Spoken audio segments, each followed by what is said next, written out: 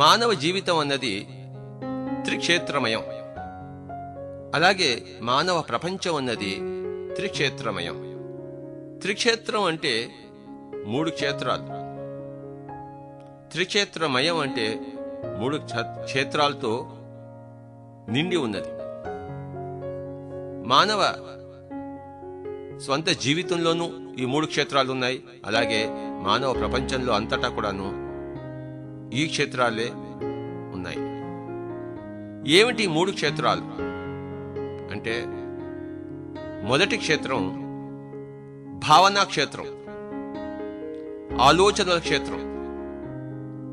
రెండవ క్షేత్రం వాక్ క్షేత్రం, మన యొక్క వాక్కుల క్షేత్రం, మన యొక్క పలుకుల క్షేత్రం, మన యొక్క మాటల క్షేత్రం. ఇకపోతే 3వ క్షేత్రం ఏదయ్యా అంటే దాన్ని చేష్టా క్షేత్రం అంటారు. మనం చేసే పనులు అవన్నీ ఆ 3వ క్షేత్రంలో వస్తాయి. కనుక మానవ జీవితం త్రిక్షేత్రమయం. భావనలు, వాక్కులు, చేష్టలు. భావనలంటే థాట్స్, వాక్కులంటే వర్డ్స్, చేష్టలంటే deeds. Thoughts, words and deeds. భావనలు, వాక్కులు, చేష్టలు, ఈ 3 విస్తార రూపంలో మానవ జీవితంలో ఉన్నాయి. ఈ విస్తార భావనా క్షేత్రం, విస్తార వాక్ క్షేత్రం, విస్తార చేష్టా క్షేత్రం, ఈ 3 విస్తార క్షేత్రాలతో మానవ జీవితం నిండి ఉంది. అలాగే మానవ ప్రపంచం కూడా, చుట్టుపక్కల ఉండే మనుషులందరిలో కూడాను ఈ 3 క్షేత్రాలు ఉన్నాయి. అందరి మానవ కోటి యొక్క 3 క్షేత్రాలు కలిపి ఈ మానవ ప్రపంచం అనబడుతుంది. ఈ మానవ ప్రపంచంలో కూడాను ఈ భావనా క్షేత్రము, వాక్ క్షేత్రము, చేష్టా క్షేత్రము, ఆ యొక్క మానవ ప్రపంచంలోనే ప్రత్యేక మనిషి యొక్క జీవితం నడుస్తుంది. ఈరోజు మనం ఈ 3 క్షేత్రాల యొక్క యథార్థ పరిస్థితిని తెలుసుకుందాం. ఈ టాపిక్, ఈ సబ్జెక్టు, ఈ అంశము చాలా ప్రధానమైనది. మానవుడు తన జీవితాన్ని అర్థం చేసుకుంటే గాని ఆనందానికి నోచుకోలేడు, సమర్థతకి నోచుకోలేడు. కనుక తాను ఏమిటో తాను తెలుసుకోవాలి. మ్యాన్ నో దైసెల్ఫ్ అన్నారు గ్రీకులు. నిన్ను నువ్వు తెలుసుకో అన్నారు గౌతమ బుద్ధుడు. అప్పో దీపో భవ అన్నాడు. అంటే నా గురించి నేనేం తెలుసుకోవాలి అంటే, నేను అంటే ఏమిటి? నేను అనేది 3 క్షేత్రాల మయం. మానవ జీవితం 3 క్షేత్రాల మయం. కనుక నన్ను నేను తెలుసుకోవాలంటే నా భావనా ప్రపంచం గురించి, నా వాక్ ప్రపంచం గురించి, నా చేష్టా ప్రపంచం గురించి నేను తెలుసుకోవాలి. నన్ను నేను తెలుసుకున్నప్పుడు ప్రపంచాన్ని అంతా తెలుసుకుంటాను. ఎందుకంటే అక్కడ ఇవే ఉన్నాయి.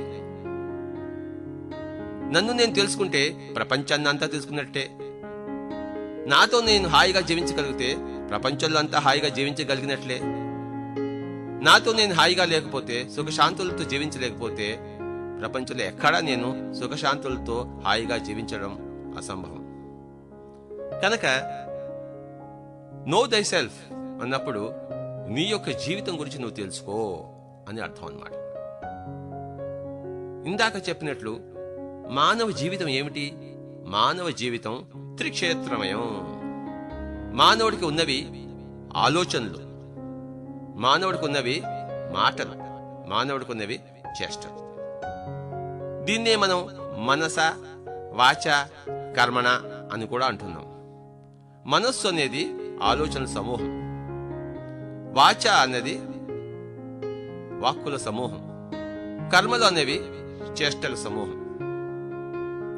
కనుక మనం ఏదైతే మనస, వాచ, కర్మణ అంటున్నామో ఈ 3 క్షేత్రాల గురించే ఈరోజు మనం సంపూర్ణంగా, సవివరంగా, కూలంకషంగా, ఆమూలాగ్రంగా, నఖశిఖ పర్యంతంగా మనం తెలుసుకుందాం. ప్రతి ఒక్కళ్ళు కూడా చాలా జాగ్రత్తగా వినాలి ఇదంతా. మొట్టమొదటిగా మనం మొదటి క్షేత్రం తీసుకుందాం. దీన్ని మనం ఏమంటున్నాం? ఆలోచనల క్షేత్రం అంటున్నాం, అథవా భావనా క్షేత్రం అంటున్నాం. ఇందులో మన భావనలు ఉంటాయి, మన ఆలోచనలు ఉంటాయి, మన ఊహలు ఉంటాయి, మన ఇమాజినేషన్ ఉంటుంది, మన థాట్స్ ఉంటాయి. ప్రతి ఒక్కళ్ళకి ఈ భావనా ప్రపంచం ఉంది. అందులో ఎంతో కొంత విహరిస్తూ ఉంటారు, అందులో ఎంతో కొంత జీవిస్తూ ఉంటారు. ఇది తప్పనిసరి. మన ఆలోచనలు రకరకాలుగా ఉంటాయి, మన భావనలు రకరకాల స్థాయిల్లో విహరిస్తూ ఉంటాయి. మన భావనలు పక్షుల్లాంటివి. ఆ విశాల వినీల గగనంలో ఎక్కడ అడ్డులు ఉండవు, కనుక ఎక్కడైనా విహరించవచ్చు. మన భావనా ప్రపంచం అనేది మన ఆస్ట్రల్ ప్రపంచం. ఇక్కడ తప్పులు లేవు, ఒప్పులు లేవు. మన భావనల్లో దోపిడీలు చేయవచ్చు, దౌర్జన్యాలు చేయవచ్చు, అక్రమాలు చేయవచ్చు, ఢిల్లీ సుల్తాన్గా ఊహించుకోవచ్చు, కామాంధుడు కావచ్చు, ఏదైనా చేయవచ్చు. ఎవరు ఏమిటి అలా నీ ఆలోచనలు ఉన్నాయి అని ప్రాసిక్యూషన్ చేయరు, జడ్జిమెంట్ ఇవ్వరు, కోర్టులో కేసు పెట్టరు. ఎందుకంటే అవి ఆలోచనలు ఆస్ట్రల్ వరల్డ్కి సంబంధించినవి, భౌతిక ప్రపంచానికి సంబంధించినవి కావు, ఫిజికల్ వరల్డ్కి సంబంధించినవి కావు. ఎవరికి వారే భావే తీరే. మన భావనా ప్రపంచంలో ఇష్టం వచ్చినట్లు మనం విహరించవచ్చు, విహరించాలి, విహరిస్తూ ఉంటాం. మన భావనా ప్రపంచంలో మనం సర్వ స్వతంత్రులం. ఈ భావనా ప్రపంచం అనేది అత్యంత సృజనాత్మకమైన క్షేత్రం, క్రియేటివ్ వరల్డ్. రకరకాల మనం సృష్టించుకుంటాం, దాని పర్యవసనాలు చూస్తూ ఉంటాం, మరి రకరకాల విషయాలు భావనా ప్రపంచంలో కూడా తెలుసుకుంటుంటాం. ఈ భావనా ప్రపంచంలో ఆలోచనా క్షేత్రంలో క్రమ అక్రమాలు లేవు, న్యాయ అన్యాయాలు లేవు, ధర్మ అధర్మాలు లేవు, ఒప్పు తప్పులు లేవు, సరి అయినవి సరికానివి అన్నవి ద్వంద్వాలు లేవు. కనుక ఎవరి ఆలోచనలను ఎవరు పట్టించుకోరు, అవి పట్టించుకునే స్థితిలో లేవు. పట్టించుకునే స్థితిలో లేని వాటిని పట్టించుకోవడం అనేది సరైన విషయం కాదు. ఎవడి భావన పటిమ ఎలా ఉంటుందో ఆ ప్రపంచం అలా సిద్ధిస్తుంది. ఎవడి భావన రీతి ఎలా ఉంటుందో ఆ భావన ప్రపంచం అలా రూపొందుతుంటుంది. వెరసి చెప్పొచ్చేది ఏమిటంటే, ఈ మానవ జీవితంలోని మొదటి క్షేత్రమైన భావనా క్షేత్రంలో, ఆలోచనా క్షేత్రంలో ప్రతి మనిషి సర్వస్వతంత్రుడు, ఏమైనా చేయొచ్చు. అక్కడ యథేచ్ఛసి తథాకురు అంటే నీ ఇష్టం వచ్చినట్టు చేయి. అక్కడ ఆలోచనలో ఎవరు ఎవరికి అడ్డుకారు, ఏది అడ్డు కాదు, ఏది అసమంజసం కాదు, అసందర్భం కాదు, ప్రేలాపన కాదు. ఎవరిష్టం వాళ్ళది. ఇష్టారాజ్యాన్ని ఏలుతుంటాము మన భావనా ప్రపంచంలో. నా తల్లి అలా ఎందుకు ఆలోచిస్తోంది అని నేను దాన్ని తప్పు పట్టడానికి లేదు, ఆవిడ ఇష్టం. నా శత్రువు ఎందుకు అలా ఆలోచిస్తున్నాడు కాదు, వాడి ఇష్టం వాడిది. మనం ఎందుకు ఇలా ఆలోచిస్తున్నాం, మనం వాళ్ళని బట్టి ఆలోచించాలి కదా, అది అక్కడ రూల్ లేదు. మన బట్టి మనం ఆలోచిస్తుంటాం. మన ఆలోచన ప్రపంచం మనలోంచి పుడుతుంది. అలాగే ఎవరి ఆలోచన ప్రపంచం వాళ్ళలోంచి పుడుతుంది. ఎవరెవరి ఆలోచన ప్రపంచాల్లో, భావనా క్షేత్రాల్లో వారు సర్వస్వతంత్రులు. ఒక విధంగా ఆలోచించామనుకోండి, నేను ఎవరినో మర్డర్ చేయాలి, ఆలోచిస్తుంటాను, మర్డర్ చేస్తుంటాను. ఆలోచన చనిపోయిన తర్వాత పై లోకాలకు వెళ్ళిన తర్వాత ఎందుకు నువ్వు అలా ఆలోచిస్తున్నావు అని ఎవడు అడగడు. అక్కడ యాజ్ బిలో సో ఎబోవ్. ఇక్కడ ఎలా మనం వాటి గురించి పట్టించుకోమో పైన కూడా వాటి గురించి ఇంకా ఎక్కువ పట్టించుకోరు. అక్కడ ఎవరు మనల్ని అడగరు ఎందుకు అది ఆలోచిస్తూ ఉన్నావు అని చెప్పేసి. కనుక మన ఆలోచనలకు మనం సిగ్గిల్ల పడవలసిన అవసరం లేదు. చాలా మంది నీ ఆలోచనలు కంట్రోల్ చేసుకో అని మన వేదాంతంలో ఊరికే చెప్తుంటారు. ఆలోచనలు ఏమాత్రం కంట్రోల్ చేసుకో అవసరం లేదు. అగత్యం లేదు, అవసరం లేదు. ఈ వేదాంత ధోరణిలో భారత యొక్క ఈ ప్రాచీన ఆధ్యాత్మిక గుణగణాల్లో ఆలోచనలను కంట్రోల్ చేసుకోవాలని చెప్పేసి చెప్పారన్నమాట. అది ఎంత మాత్రం సత్యం కాదు. ఎక్కడ కంట్రోల్ చేయాలో అక్కడ కంట్రోల్ చేసుకోవాలి, కానీ ఎక్కడ కంట్రోల్ చేయని అవసరం లేదో అక్కడ ఎంత మాత్రం కంట్రోల్ చేయని అవసరం లేదు. నేను సినిమా చూస్తున్నాను అనుకోండి, గొప్ప ఫిలిం హీరోయిన్ వస్తుంది, నాకు ఆ హీరోయిన్తో నాకు ఎంజాయ్ చేయాలని ఉంటుంది. So what, I will enjoy her in my భావనా ప్రపంచం. ఇది ఎవరు తప్పు పడతారు? తప్పు పడతారు అని చెప్పేసి మన వేదాంతం బోధిస్తోంది, తప్పు పట్టరు అని ఆధ్యాత్మిక విజ్ఞానం మనకు చెప్తోంది. వేదాంత శాస్త్రం అనేది అది కేవలం 4వ చక్రానికే సంబంధించింది. ఆధ్యాత్మిక విజ్ఞానం అనేది సహస్రార స్థితికి సంబంధించింది. మిడిమిడి జ్ఞానులు వేదాంతులు, సంపూర్ణ విజ్ఞానులు సహస్రార చక్రంలోచి ఆరితేరిన వారు. కనుక వేదాంతం ఒకటి చెప్తుంది, వైరాగ్యం బోధిస్తుంది, ఆలోచనలు క్రమం పెట్టుకోమని చెప్తుంది, ఆలోచనలో దుమారం లేపుతుంది, ఆలోచనలో దౌర్జన్యం చేయకండి అని చెప్తుంది. ఇది ఎంత మాత్రం సత్యం కాదు, పూర్తిగా సత్య దూరం, సత్య విరుద్ధం. వేదాంతులకి ఇది అర్థం కాదు, సామాన్య ప్రజానీకానికి ఇది అర్థం కాదు. ఎవరైతే మూలాధార స్వాదిష్టాన చక్రాల్లో ఉన్నారో, మణిపూరక చక్రాల్లో ఉన్న పండితులకి అర్థం కాదు, అనాహత చక్రంలో ఉన్న వేదాంతులకి అర్థం కాదు, విశుద్ధ చక్రంలో ఉన్న యోగులకి ఇది అర్థం కాదు, ఆజ్ఞాచక్రంలో వసిస్తున్న జ్ఞానులకి అర్థం కాదు, కేవలం సహస్రారంలో విహరిస్తున్న ఆత్మ విజ్ఞానులకే ఇది అర్థం అవుతుంది. దీన్ని చాలా చక్కగా అర్థం చేసుకోవాలని నేను కోరుకుంటున్నాను. చిన్న ఉదాహరణ చెప్తాను. లోయర్ స్థితిలో అంటే అల్ప స్థితిలో ఏది సత్యం అనుకుంటామో అది ఉన్నత స్థితిలో అది అసత్యం అని తేలిపోతుంది. న్యూటన్ ఏమన్నాడంటే the shortest distance between 2 points ఇది స్ట్రైట్ లైన్ అన్నాడు.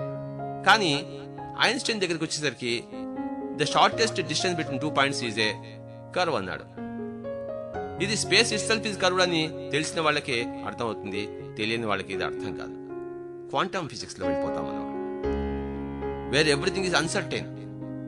In Newtonian physics everything is certain, కానీ క్వాంటమ్ ఫిజిక్స్ లో వచ్చేసరికి ఎవ్రీథింగ్ ఈజ్ అన్సర్టెన్. అలాగా ఆలోచనల్లో తప్పొప్పులు ఉన్నాయని అనుకుంటారు అల్పజ్ఞులు. ఆలోచనలో ఏ మాత్రం తప్పొప్పులు ఎక్కడ ఉండడం అసంభవమని సర్వజ్ఞులు తెలుసుకుని ఉన్నారు. ఎవరు కూడాను తమ భావనా ప్రపంచంలో ఏదో తప్పు చేస్తున్నామని సిగ్గిల్ల రాదు. గిల్టీ కాన్షియస్నెస్ కూడదు అక్కడ.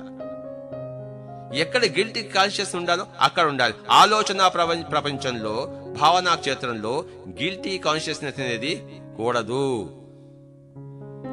అక్కడ ఏమిటి సూత్రము?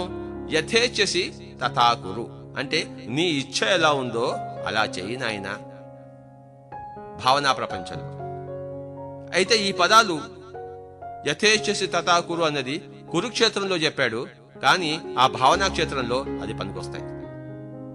కురుక్షేత్రంలోనూ పనికొస్తాయి, అది నేను తర్వాత వస్తాను. కురుక్షేత్రం అంటే కర్మక్షేత్రం, అంటే చేష్టాక్షేత్రం, అందులోనూ ఇది పనికొస్తుంది. భావనా క్షేత్రంలోనూ ఇది చక్కగా అన్వయిస్తుంది. అంటే నీ భావనల్లో నీ ఇష్టం వచ్చినట్లు చెయ్యి, నీకు సర్వాధికారాలు ఉన్నాయి, నువ్వు సర్వ స్వతంత్రుడివి. దేన్ని పుట్టించడానికైనా దేన్ని చంపడానికైనా నువ్వు చేసేయి. అక్కడ మానము చెయ్యి, అవమానము చెయ్యి, నీ ఇష్టం. అక్కడ ఉన్నవన్నీ సృజనాత్మక చర్యలే గాని క్రియాశీలక చర్యలు కావు. ఇంకా కారణలోకాలే లోనే ఈ భావన ప్రపంచం ఉంది, కానీ కార్యలోకాల్లో అది రాలేదు. కనుక అక్కడ ప్రాసిక్యూషన్ ఉండదు. కార్యము ప్రాసిక్యూట్ చేయబడుతుంది, కానీ కారణం కాదు. కనుక కారణ స్థితిలోనే ఉన్నప్పుడు అది ఎవరి జడ్జిమెంట్కి అందదు.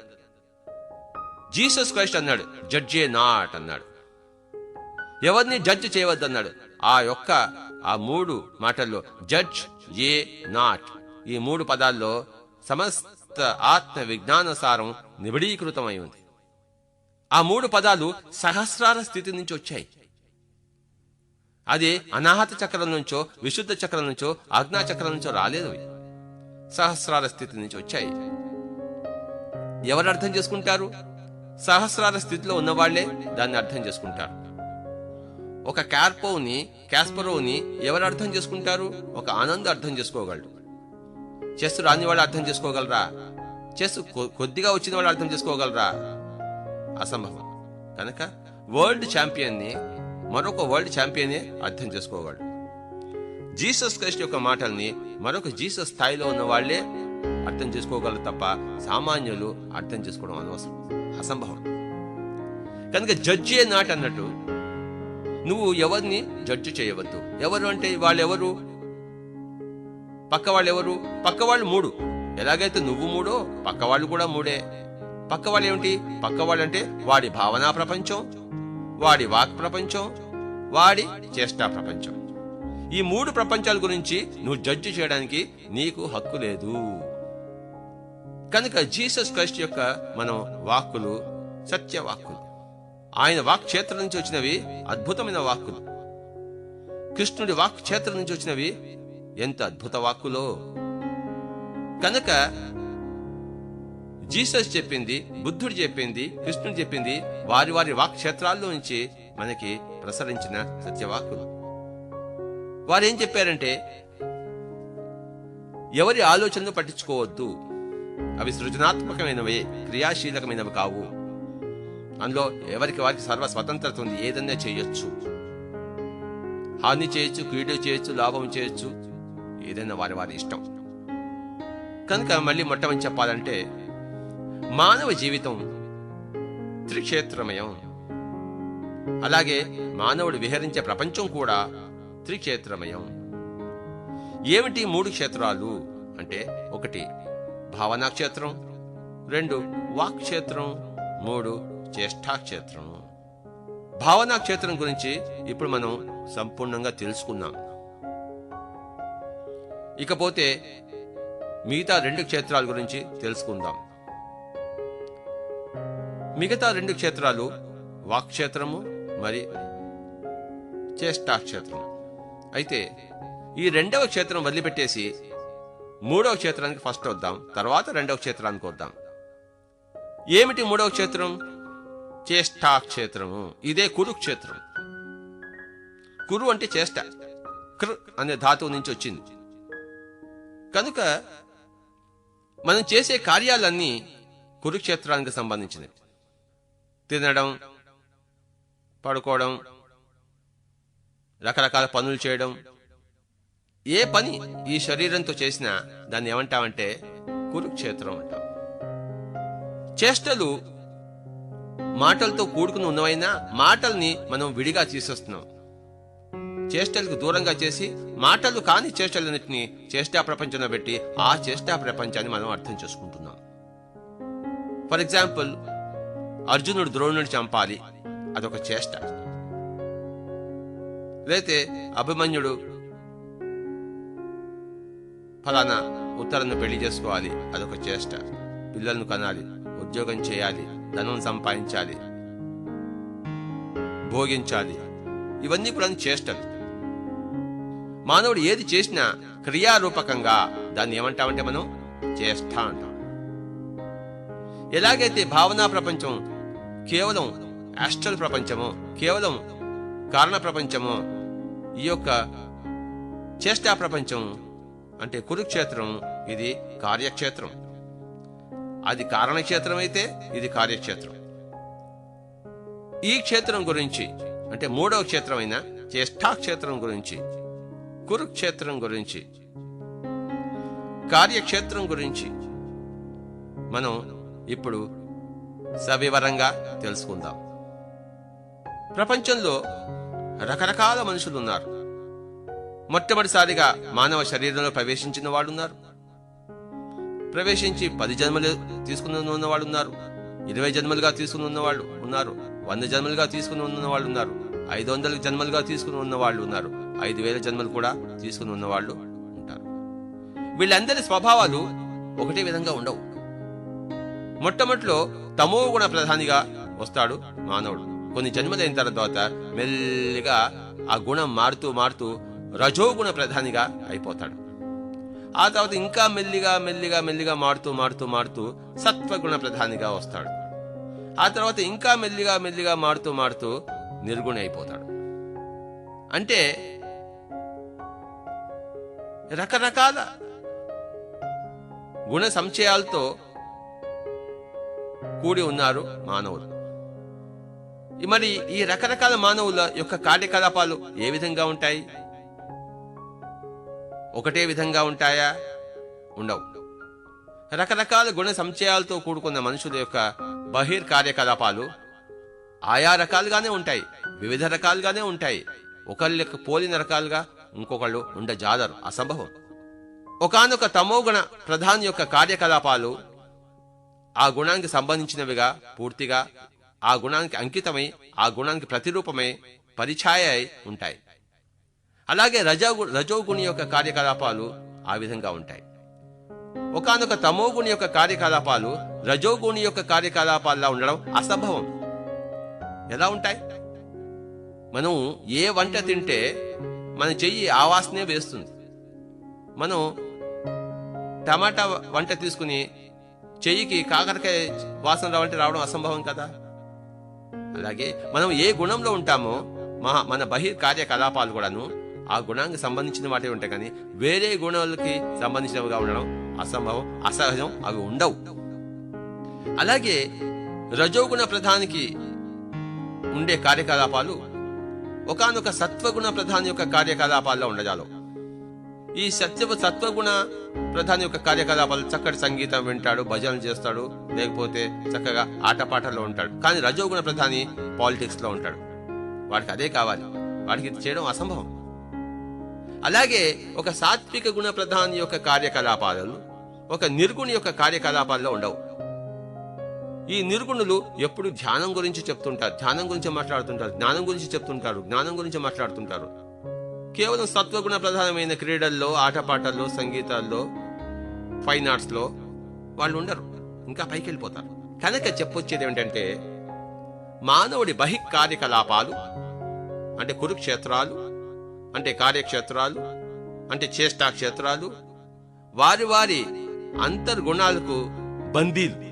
అంతర్గుణం ఎలా ఉంటుందో బహికర అచ్చుగా పోత పోసినట్టుగా అదే విధంగా ఉంటాయి. దాన్ని ఏమంటారంటే, your deeds are the natural shadows of your gunas. మీ కార్యకలాపాలు మీ యొక్క అంతర్గుణాల యొక్క, మీ స్వధర్మం యొక్క పరిఛాయలు, బందీలు. మీ గుణం ఒక విధంగా, మీ క్రియ ఒక విధంగా ఉండడం అసంభవం. ఈ గుణం అనేది వెంటనే మారుతుందా? అది మారదు, అది ఎంతో మెల్లిమెల్లిగా మారుతుంటుంది. కనుక ఎవరి కార్యకలాపాలను కూడా మనము గర్హించ, నిందించ అర్హత లేని వారం. ఎందుకంటే చిన్న పాప అలానే చేస్తాడు. కొన్నే జన్మలు ఎత్తాడు పాపం. వాడికి ఇంకా నీకున్న 100 జన్మలు ఎత్తలేదు, వాడు 5 జన్మలే ఎత్తాడు. వాడు అలానే ఉంటాడు. వాడు 5 జన్మలకి ఏ గుణమైతే ఉండాలో స్వభావ సిద్ధమో వాడికి ఆ గుణాలు ఉన్నాయి.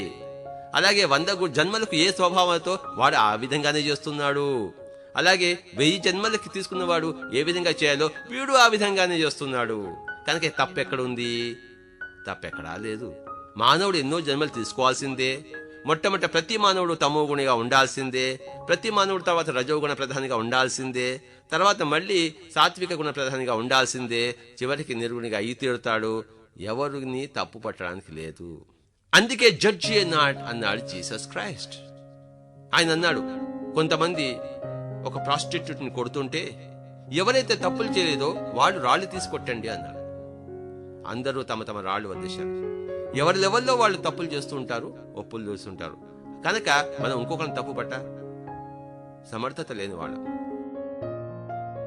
కనుక ఎవరి చేష్టను కూడాను ఎవరైనా నిందిస్తే అది తప్పు. ఎందుకంటే ఎవరి చేష్ట కూడాను నిందించ అర్హత లేనిది. అలాగే ఈ లోకంలో చేసిన మర్డర్లు గాని, రేపులు గాని, ఏదైనా గాని పై లోకంలో ఎవరు పట్టించుకోరు. పై లోకాల్లో తీర్పు ఉండదు. వాళ్ళు ఊరికే నువ్వు ఏం చేసావు నాయనా, నీ కథ చెప్పు అంటారు అంతే. తర్వాత నువ్వు ఏం చేస్తావు నాయనా మళ్ళీ మనల్ని అడుగుతారు. ఓహో అలా చేస్తావా, అయితే దానికి కావాల్సిన సన్నాహాలు ఏర్పాటు చేస్తారు. పై లోకాల్లో ఈ లోకాల్లో ఉన్నట్టు కోర్టులు, క్రిమినల్ కేసులు, జడ్జిమెంట్లు, తీర్పులు, కారాగారాలు, శిక్షలు ఎక్కడా లేవు. శిక్షణ ఉంది, శిక్ష లేదు. పైన నరకాలు లేవు, కారాగారాలు లేవు, విద్యా కేంద్రాలు ఉన్నాయి, క్రీడా క్షేత్రాలు ఉన్నాయి, ఆటల పాటల లోకాలు ఉన్నాయి.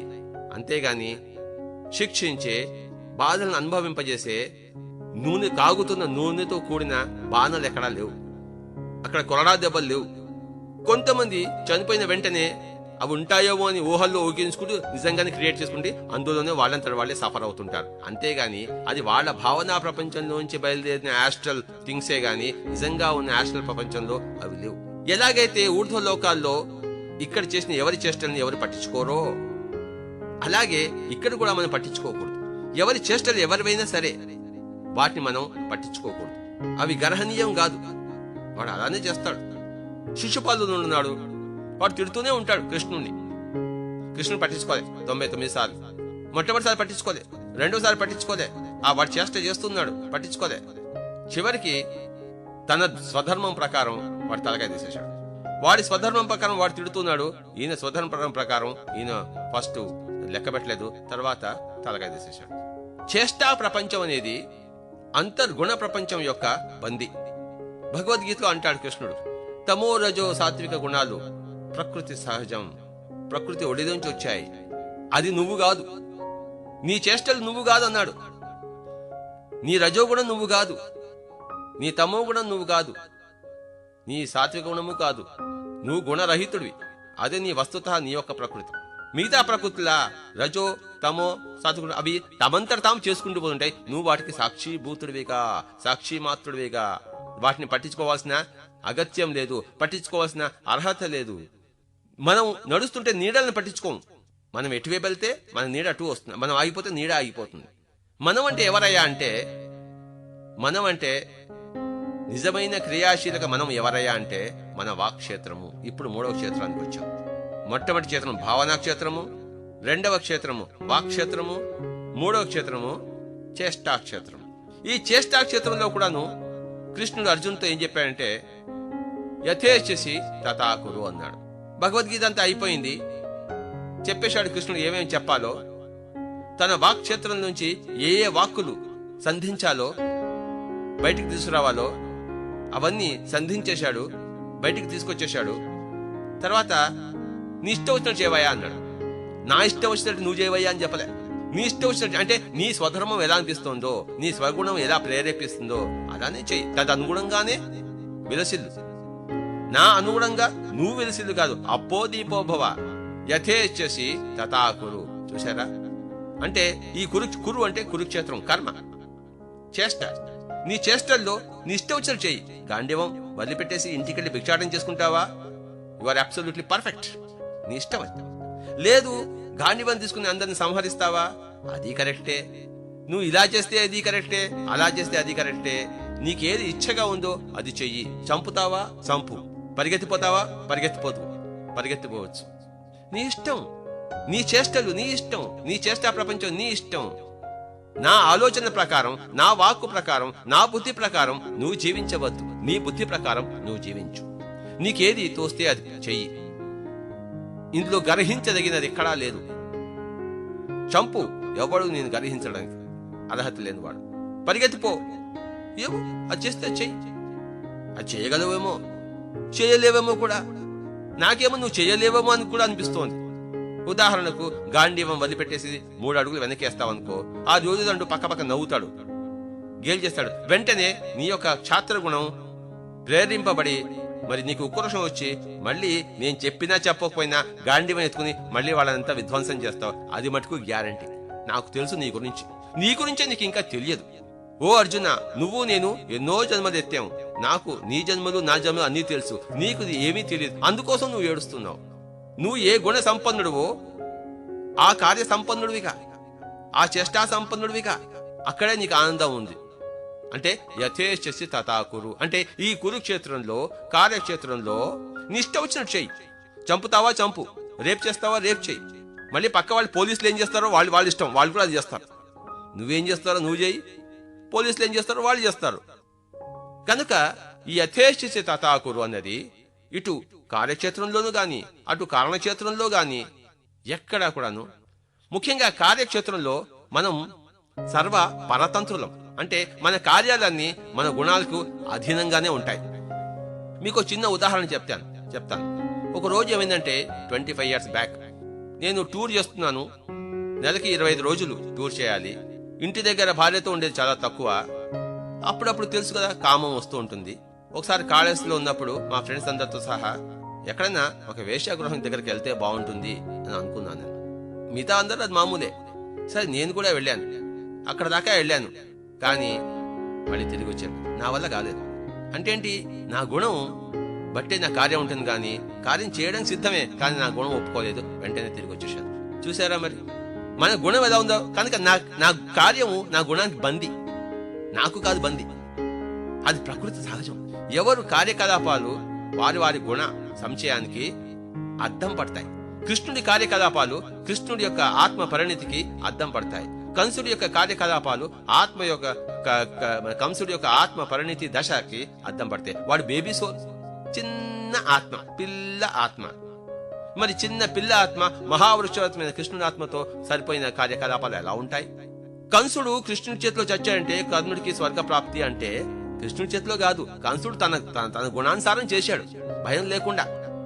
కనుక అందరికీ స్వర్గ ప్రాప్తి. కంసుడికేంటి కృష్ణుడికేంటి? స్వర్గ ప్రాప్తిలో లోటు ఎక్కడా ఎవరికీ ఉండదు. ఎక్కడ నరక ప్రాప్తి లేదు, కనుక అందరికీ స్వర్గ ప్రాప్తే. దుఃఖం ఎక్కడైనా ఉందంటే అది ఈ లోకంలో ఉంది, కానీ పై లోకంలో దుఃఖాలు లేవు. దుఃఖం ఎక్కడైనా ఉందంటే అది వాడి భావనా ప్రపంచంలో వాడు క్రియాత్మకంగా బయటకు తీసుకొచ్చిందే గాని స్వతహాగా సృష్టిలో ప్రకృతిలో ఎక్కడా దుఃఖ ప్రపంచం లేదు. కనుక ఎవరి చేష్టల్ని ఎవరు గ్రహించరాదు. పక్కవాళ్ళు ఎలా చేస్తారో వాళ్ళు ఎలా చేస్తారు, మనం ఎలా చేయాలో మనం అలా చేస్తాం. ఇందులో జడ్జిమెంట్ లేదు. మన ఇష్టాలను బట్టి మన ఆలోచన ప్రపంచం, మన గుణాలను బట్టి మన కార్య ప్రపంచం. భావనా ప్రపంచంలో మన సర్వ స్వతంత్రులం, కార్యరూప ప్రపంచంలో మన సర్వ పరతంత్రం. చూసారా, కాళహస్తిలో నేను బందీని, నేను చేయాలని పోయాను, but I could not do, it was not possible. అలాగే ఇంకొక చిన్న ఎగ్జాంపుల్ ఇస్తాను. మొహమ్మద్ పెద్ద యుద్ధాల్లో ఉన్నాడు, నాస్తిక ఆస్తిక యుద్ధాలు. మొహమ్మద్ ఆస్తికుడు, అక్కడ ఉన్న వాళ్ళంతా నాస్తికులు, లేకపోతే విగ్రహారాధకుడు. మొహమ్మద్ నిర్గుణ ఉపాసకుడు. వాళ్ళకి వీళ్ళకి ఫైటింగ్. ఆ యుద్ధాల్లో అనేక యుద్ధాలు జరిగాయి. ఒకసారి మొహమ్మద్ కింద పడిపోయాడు. ఆ నాస్తికుడు మొహమ్మద్ యొక్క మెడ మీద కత్తి పెట్టేసి, ఇప్పుడు నీ అల్లా రక్షిస్తాడా, ఎక్కడున్నాడు నీ అల్లా, నేను చంపేస్తున్నాను అన్నాడు, కత్తి మీద మెడ మీద కత్తి పెట్టి. అప్పుడు మహమ్మద్ ప్రశాంతంగా ఉన్నాడు, చిరునవ్వుతూ ఉన్నాడు. వాడి కళ్ళలో సూటిగా చూశాడు. నా అల్లా నన్ను రక్షిస్తాడు అన్నాడు. అలా చూసేసరికి, అలాంటి సమయంలో కూడాను అలాంటి మెత్తనైన శాంతమైన సుఖమైన మాటలు వినేసరికి వాడు దద్దరిల్లిపోయాడు. వాడి చెయ్యి కంపించడం సాగింది. ఆ చెయ్యి కంపించడంతో వాడి కత్తి కింద పడిపోయింది. వెంటనే మొహమ్మద్ ఆ కత్తి తీసుకుని వాడిని కింద పడేసి వాడి మెడ మీద ఆ కత్తి పెట్టి, ఇప్పుడు నిన్నెవరు రక్షిస్తాడు, నీకు అల్లా లేడు, నువ్వు ఎవరిని మొరబెట్టుకుంటావు. కనుక వాడికి, ఆ నాస్తికుడికి భయం ఉంది. ఆ భయం అది వాడి యొక్క తమో గుణానికి నిదర్శనం. దాని ప్రకారం వాడు చేశాడు. నిర్భయుడు, నిర్గుండైన మొహమ్మద్ వాడిని చంపలేదు. వాడు ఇతని శరణు కోరాడు, ఇతని శరణు ఇచ్చాడు. అంటే ఎవరెవరి గుణాల ప్రకారం వారు అలా చేసుకుంటూ పోతారు. కనుక కార్యకలాపాలని మనం దూషించలేము. మరి దేన్ని దూషించాలి? అటు భావనా ప్రపంచాన్ని దూషించలేము, ఇటు కార్య ప్రపంచాన్ని మధ్యలో ఉన్న ప్రపంచమే దూషణ భూషణ అర్హత గలది. ఈ మధ్య ఇప్పుడు మనం రెండవ ప్రపంచంలోకి వస్తున్నాము, రెండవ క్షేత్రంలోకి వస్తున్నాము. దీన్నే వాక్ క్షేత్రము అంటున్నాము. మొదటి భావనా ప్రపంచంలో మన సర్వ స్వతంత్రము, మరి కార్య ప్రపంచంలో చేష్ట మన సర్వ పరతంత్రము. ఎవరికి పరతంత్రము? మన గుణాలకే మనం బంధిలం. ఈ గుణం ఎక్కడి నుంచి వస్తుంది? అనేక జన్మ కర్మల సముచ్చయమే, వాసనల సముదాయమే మన గుణం. ఇది మెల్లిగా మారుతుంటుంది. గుణాలు మారవని కాదు, గుణాలు మారుతుంటాయి, కానీ మెల్లిగా ఎంతో కాలానికి చిన్ని మార్పులతో ముందుకు సాగుతుంటుంది. అది పెను మార్పులకు తావులేంది ప్రపంచం, కార్యప్రపంచం. పెను మార్పులకు ఎక్కడ చేయగలమంటే రెండవ ప్రపంచంలో చేయగలం. అదే వాక్ ప్రపంచం, వాక్ క్షేత్రము, రెండవ క్షేత్రము, పలుకుల క్షేత్రము. జీసస్ క్రైస్ట్ యొక్క మరొక అద్భుతమైన స్టేట్మెంట్ మనం మళ్ళీ ఇక్కడ పనికొస్తుంది. నిజానికి జీసస్ క్రైస్ట్ గురించి ఎంత ఆలోచిస్తే అంత మహనీయత బయటకు వస్తూ ఉంటుంది.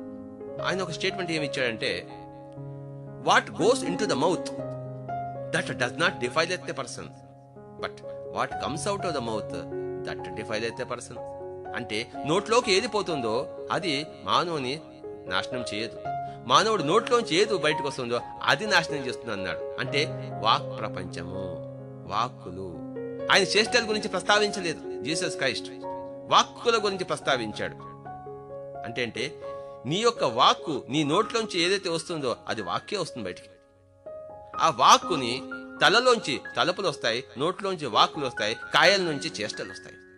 కాయ కర్మలు అన్నాం, కాయం నుంచి కర్మలు వస్తాయి, నోట్లోంచి వాక్కులు వస్తాయి, తలలోంచి తలుపులు వస్తాయి. తలుపుల క్షేత్రం నీ ఇష్టం, చేష్టల క్షేత్రం నీ ఇష్టం కాదు, తమంతట తాము సాగుతూ ఉంటాయి. మరి ఈ మధ్యలో ఉండే రెండవదైన తలకిను కాయానికి మధ్య అనుసంధానమైన, కారణానికి కార్యానికి మధ్య సంధియుగమైన మధ్యదైన వాక్ ప్రపంచం అత్యంత కీలకమైనది. అక్కడ తప్పులున్నాయి, ఒప్పులున్నాయి, సరిగ్గా చేయడం ఉంది, సరిగ్గా చేయడం లేకుండా ఉండడము ఉంది. అక్కడ సమర్థత ఉంది, అసమర్థత ఉంది. అక్కడ స్పష్టత ఉంది, స్పష్ట లోపత ఉంది. అక్కడ శాస్త్రీయత ఉంది, అశాస్త్రీయత కూడా ఉంది. అక్కడ సందర్భోచితంగా ఉంది, సందర్భోచితం లేకుండాను కూడాను ఉంది. కనుక సరి చేసుకోవాల్సిన జీవితం ఏదయ్యా అంటే వాక్ ప్రపంచము. మానవుడు 3 జీవితాల్లో 3 క్షేత్రాల్లో, అంటే భావనా క్షేత్రము, వాక్ క్షేత్రము, చేష్టా క్షేత్రం, ఈ మూడిట్లోనూ మొదటిది మూడవది అవి అక్కడ మనం మొదట్లో ఏమి చేయక్కర్లేదు, మూడో ఏమి చేయలేము. రెండవ ప్రపంచంలో, రెండవ క్షేత్రంలో ఎన్నో చేయగలము, కనుక చేసి తీరాలి. వాక్ ప్రపంచాన్ని సరిదిద్దుకోవాలి. ఇది మెయిన్ టీచింగ్.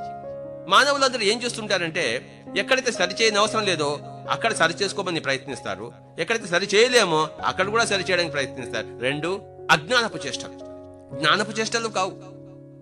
ఏమిటి అజ్ఞానపు చేష్టలు అంటే రెండవ క్షేత్రమైన వాక్ క్షేత్రమైన, జ్ఞాన క్షేత్రమైన, బుద్ధి క్షేత్రమైన, వాక్ క్షేత్రమైన అక్కడ సరి చేసుకోవాలి. భగవద్గీతలో కృష్ణుడు ఏమన్నాడంటే, ఫస్ట్ అర్జునుడు తన విషాద యోగం వెలిబుచ్చాడు, కక్కుకున్నాడు తనలో ఉన్న విషాదం అంతా. ఆ విషాదం ఎక్కడి నుంచి వచ్చింది? అజ్ఞానపు మాటలు. వాడు నా తండ్రి, వీడు నా గురువు, వాడు నా సోదరుడు, వాడిని ఎలా చంపేదంటే, ఎవడు నీ సోదరుడు, ఎవడు నీ తండ్రి, ఎవడు నీ తాత, ఎవడు నీ గురువు అయ్యా? పిచ్చి మాటలు గాని. భజగోవిందంలో శంకరాచార్యుడు కస్త్వం కోహం కుత ఆయాత కామే జనని కోమే తాత ఇది పరిభావై సర్వం అసారం విశ్వం త్యక్త్వా స్వప్న విచారం. ఎవడు నీ తల్లి, ఎవడు నీ తండ్రి, ఇదంతా కూడాను స్వప్నం నాయన. కానీ వాడు నా తల్లి, వాడు నా తండ్రి, వాడు నా గురువు, వాడు నా సహోదరుడు, వీడిని చంపేది అని అర్జునుడు విషాదం వెలుకక్కితే కృష్ణుడు స్టాప్, హే అర్జున్, ఆప్ బాత్ నహీ కన్నా, నువ్వు తప్పుగా మాట్లాడుతున్నావు, నీ మాటలు సరి చేసుకో, నీ మాటలు సత్య దూరం, సత్యవాకులు ఏంటో నేను చెప్తాను అని చెప్పేసి అద్భుతమైన గీతామృతం ఇచ్చాడు. అర్జునుడి విషాదయోగం అర్జునుడి వాక్క్షేత్రం నుంచి వచ్చాయి. శ్రీకృష్ణుడి భగవద్గీత శ్రీకృష్ణుడి వాక్క్షేత్రం నుంచి వచ్చాయి. శ్రీకృష్ణుడు అర్జునుడి వాక్కులను సరిచేశాడు గాని చేష్టలను సరిచేయ పూనుకోలేదు. నీ యథేచ్ఛసి తథాకురు అన్నాడు, నీ ఇష్టం వచ్చినట్టు చేయన్నాడు, నా ఇష్టం వచ్చినట్టు చేయ. గీత అంతా చెప్పిన తర్వాత కనుక ఓ అర్జున నేను చెప్పినట్లు చెయ్యి అని అనలేదు. అంటే కృష్ణుడు మూర్ఖుడు, కృష్ణుడు జ్ఞాని కాదన్నమాట, అజ్ఞాని అన్నమాట. ఎందుకంటే ఎవరి కర్మలను చేష్టలను మనం సరి చేయలేం, అది అసంభవం. కర్మల్లో చేష్టలో మనం సర్వ పరతంత్రులం, భావనల్లో సర్వ స్వతంత్రులం, వాక్కులో మనం పరతంత్రులం కాదు,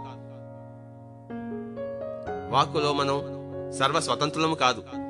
మన వాక్కులు సత్యవాక్కులుగా ఉండాలి, సత్యంతో సరిచేయబడి ఉండాలి. కనుక బుద్ధిపూర్వకమైన వాక్కులు ఉండాలి, బుద్ధి రహితమైన వాక్కులు ఉండరాదు.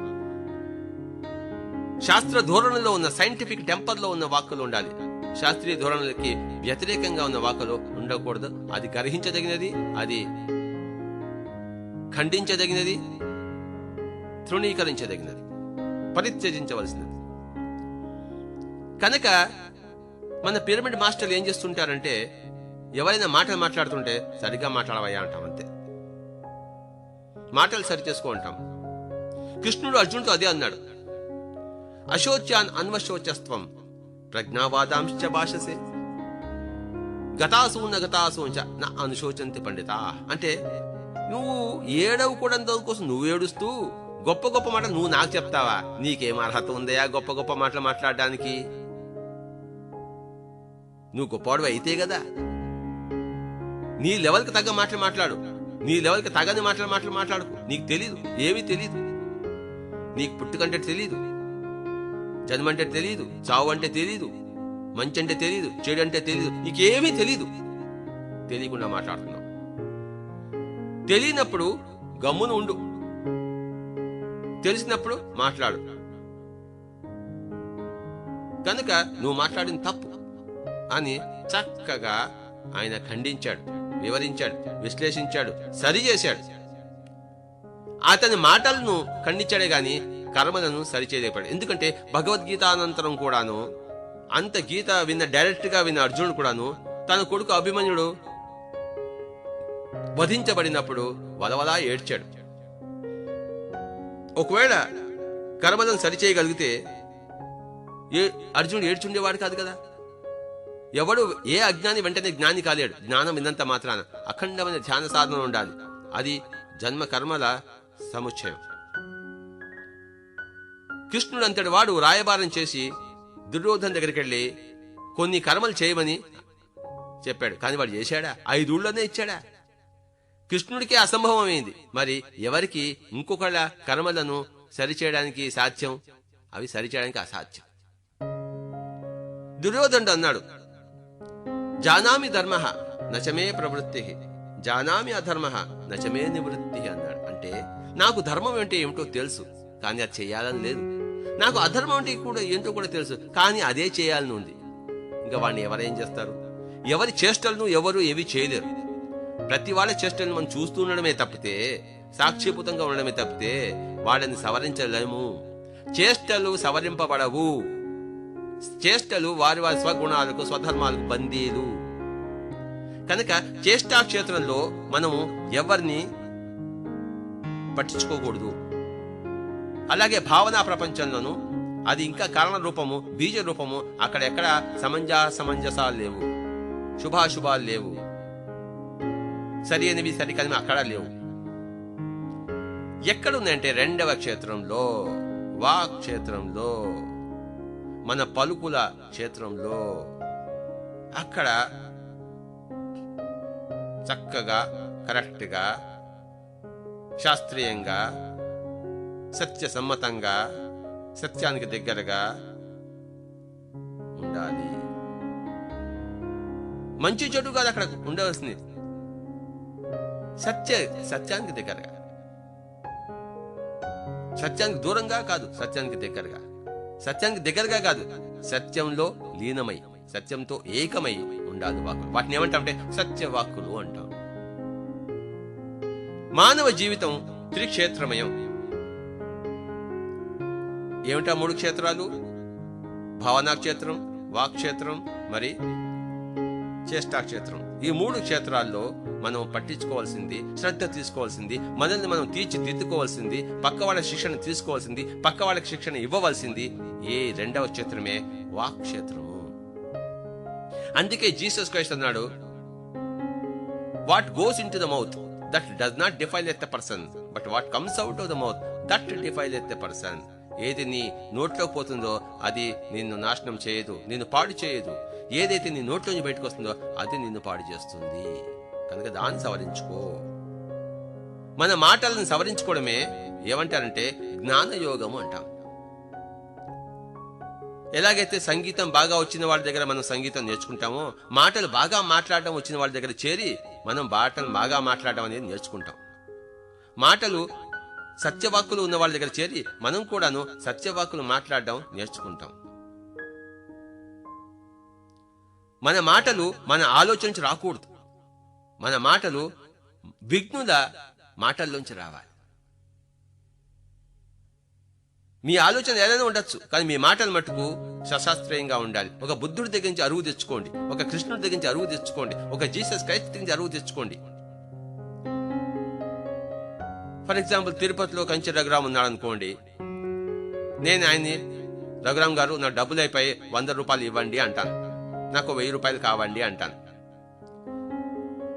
సపోజ్ రఘురామ్ దగ్గర 1000 రూపాయలు లేవు, 5 రూపాయలే ఉన్నాయి, నాకు కావాల్సిన 1000 రూపాయలు. రఘురామ్ ఎలా ఇస్తాడు? రఘురామ్ దగ్గర 5 రూపాయలే ఉన్నాయి, నాకు 1000 రూపాయలు కావాలి. రఘురామ్ ఏం చేస్తాడు? నేను స్వామి నీకు ఇవ్వలేను, నాకు 5 రూపాయలే ఉన్నాయి, నా దగ్గర 5 రూపాయలే ఉన్నాయి, నీకు 1000 రూపాయలు ఇవ్వలేను, నన్ను క్షమాపణ చేసేయి అని అంటాడా? అనడు.